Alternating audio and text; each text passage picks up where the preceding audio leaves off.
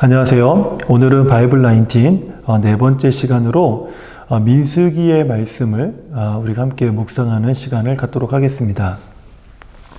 오늘 우리가 묵상할 말씀은 민수기 19장의 말씀인데요. 민수기의 말씀을 우리가 먼저 살펴보기 전에 먼저 모세오경에 대한 전체적인 그 개관적인 내용을 좀 먼저 이해할 필요가 있겠다라는 생각이 들었습니다.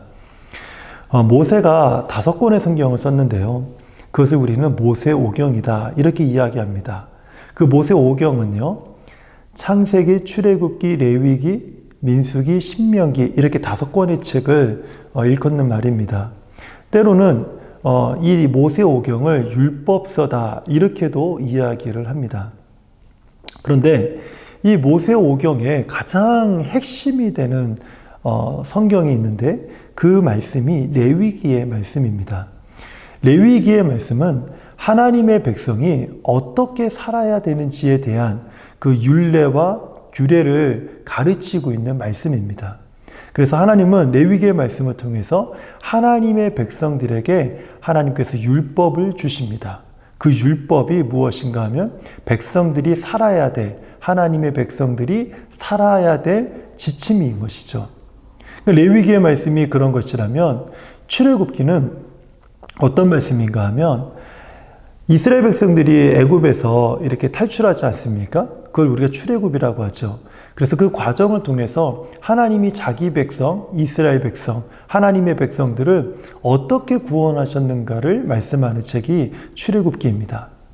그러면 창세기는요, 하나님께서 자기 백성들을 구원하시고 그리고 자기 백성들에게 율법을 주신 그 하나님은 어떤 분이신가? 그것을 설명하는 책이 창세기입니다.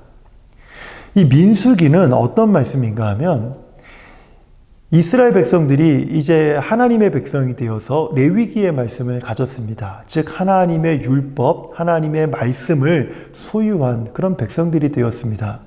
하나님이 이스라엘 백성들에게 이 레위기의 말씀을 주셨는데 그럼 그 말씀대로 한번 살아봐야 되지 않겠습니까? 우리가 과연 이 말씀대로 잘 살 수 있을까 없을까를 한번 테스트를 한번 해봐야 되지 않겠어요?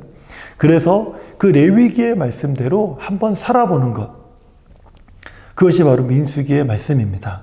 레위기의 말씀에 따르면 이 말씀 내에 순종하면 복을 받을 것이고 이 말씀에 불순종하면 하나님의 징계가 있다고 그랬습니다.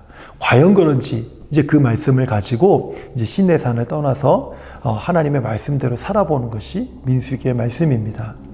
신명기는 이제 민수기에서 레위기의 말씀을 가지고 한 40여 년간을 이스라엘 백성들이 그 말씀대로 한번 살아봤습니다. 그런데 만만치가 않은 거예요. 너무 힘이 든 겁니다. 그래서 이제 모압 평지에 이스라엘 백성들을 다시 다 불러 모아놓고 레위기의 말씀을 재차 다시 교육한 것이 신명기의 말씀입니다. 그래서 모세가 이스라엘 백성들에게 레위기의 말씀을 다시 가르치면서 너희가 이 하나님의 말씀에 순종하면 복을 받을 것이고 이 하나님의 말씀에 불순종하면 너희가 징계를 받을 것이다. 너희가 그 가나안 땅에 들어가서 이제 이 하나님의 말씀대로 실제로 살아봐야 될 텐데 명심해야 될 것이 있다는 거죠. 그것이 무엇인가 하면 이 말씀에 순종할 때 복을 받을 것이고 이 말씀에 불순종하면 너희도 그 땅에서 쫓겨나게 될 것이다. 이것이 신명기에서 가르친 핵심의 말씀입니다. 자, 그렇다면 우리가 전체적인 이런 이제 모세오경에 대한 그 개관을 우리가 이해했다면 그 다음에 나오는 여호수아의 말씀이 있죠. 여호수아의 말씀은 어떤 말씀인가 하면요, 이스라엘 백성들이 레위기의 말씀을 가지고 이제 실제로 사는 겁니다. 이제 연습이 아닙니다. 이것은 실전입니다. 그래서 이 레위기의 말씀대로 순종했더니 정말 하나님의 복이 있고 인생의 승리가 있는 것입니다. 그런데 불순종했더니 하나님의 징계가 있고 인생의 실패를 경험하게 되는 그것을 이스라엘 백성들이 경험하게 되는 것, 그것이 바로 여호수아의 말씀입니다. 자, 이 정도면 우리가 창세기부터 이제 여호수아까지 전체적인 흐름이 어떠한지를 간략하게나마 이해가 됐을 것입니다. 그러면 이제 민수기의 말씀으로 다시 돌아오도록 하겠습니다. 민수기의 말씀은 이제 레위기의 말씀을 붙들고 한번 살아보는 연습이라고 그랬습니다. 그 민수기는 크게 한마디로 요약하면 이렇게 설명할 수 있습니다. 인구조사. 그리고 광야에서 40년간 방황을 합니다. 그래서 방황, 다시 두 번째 방황을 끝나고 두 번째 인구조사를 합니다. 인구조사. 그리고 40년간의 방황, 그리고 다 두 번째 인구조사. 그런데 그 중에서 우리가 오늘 19장의 말씀을 중심으로 조금 더 민수기의 말씀을 좀 살펴보려고 하는 것입니다. 민수기 19장에서 가장 핵심이 되는 말씀은 19장 20절 말씀이에요. 제가 읽어드릴게요. 사람이 부정하고도 자신을 정결하게 하지 아니하면 여호와의 손소를 더럽힘이니 그러므로 회중 가운데서 끊어질 것이니라. 그는 정결하게 하는 물로 뿌림을 받지 아니하였은즉 부정하니라. 이 레위기의 말씀을 가지고 한번 연습 삼아 살아보는 것이 민수기의 말씀이라고 그랬는데, 앞부분에 있어서는요, 실제적으로 시내산에서 레위기의 말씀을 받은 이스라엘 백성들의 인구조사가 시작이 됩니다. 인구조사를 한 후에 그 다음에 12정탐꾼을 이제 보내게 되죠. 가데스 바네아에서 12정탐꾼을 보내게 됩니다. 그리고 가나안 땅을 정탐하게 만들죠. 거기에서 우리가 잘 아는 대로 10명의 정탐꾼이요, 부정적인 보고를 하고 단지 여호수아와 갈렙만이 하나님이 주시고자 하신 약속하신 땅에 대한 긍정적인 그런 보고를 하게 됩니다. 그러면서 이 광야에서 그 이스라엘 백성들이 이제 레위기의 말씀을 가지고 살아보는데 하나님이 약속하신 것을 믿지 못하는 것이죠. 그러면서 원망하고 불평하고 하나님을 거스르고 하나님이 세우신 모세와 아론을 대적하는 일들이 일어나기 시작합니다. 그리고 그곳에서 하나님의 말씀에 불순종함으로 하루를 1년씩 계산하여서 40년 동안 40일이면 갈 거리를 하루를 1년씩 계산하여서 40년 동안 광야에서 방황하게 되는 그러한 어떤 이제 시간들을 보내게 되죠. 이 40년 동안 방황하면서 이스라엘 백성들이 레위기의 말씀을 잘 지키고 순종하면 참 좋았을 텐데, 이 민수기의 말씀을 가만히 이렇게 전체적으로 살펴보면 이스라엘 백성들은 끊임없이 원망하고 불평하고 하나님을 대적하고 또 하나님이 세우신 지도자 모세와 그 아론을 원망하면서 그들을 대적하는 그런 모습을 계속해서 갖고 있는 거예요. 고라당의 반역도요, 민수기의 말씀에 일어납니다. 하나님이 진노하셔서 한 200여 명이 넘는 사람들을 하나님이 죽이시고요. 그리고 불평하고 원망하는 백성들에게 하나님이 또 진노하셔서 연병을 일으키셔서 또 그 백성들을 또 징계하시는 그런 엄청난 일들이 이 19장 앞에서 다 일어나게 됩니다. 그리고 나서 어떤 말씀이 나오냐면, 백성들과 하나님 사이에서 이제 제사장이 어떤 역할을 하는지를 하나님께서 하나님의 징계가 끝난 후에 이제 하나님이 그것을 제사장의 역할과 그리고 레위인의 역할들에 대해서 앞에 설명을 하고 있습니다. 그리고 오늘 19장에 어떤 말씀이 나오냐면, 부정한 것들을 정결하게 만드는 이 정결하게 하는 그 물에 대한 그 말씀이 오늘 19장에 나오게 되는 거예요. 붉은 암송아지를 잡아다가 그것을 다 태워서 재를 만들어서 그걸로 물을 만듭니다. 그래서 그것을 정결 예식에 쓰는 물로서 사용하게 만드는 것이죠. 그리고 오늘 그 20절에는 어떤 말씀이 있냐면, 사람이 부정하고도 자신을 정결하게 하지 아니하면 여호와의 성소를 더럽히미니 그러므로 회중 가운데 끊어질 것이니라. 그는 정결하게 하는 물로 뿌림을 받지 아니하였은즉 부정하니라.